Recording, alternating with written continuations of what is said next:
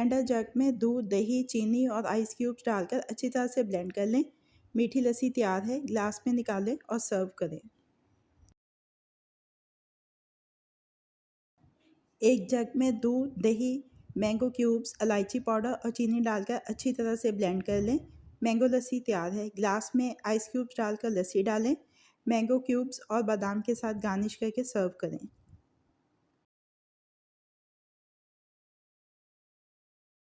Blender में दही, पुदीने के पत्ते और नमक डालकर अच्छी तरह से ब्लेंड कर लें। पानी डालकर दोबारा से ब्लेंड करें। मिंट लस्सी तैयार है। गिलास में आइस क्यूब्स डालें और लस्सी इसमें निकाल लें। पुदीने के पत्तों के साथ गार्निश करें और सर्व करें।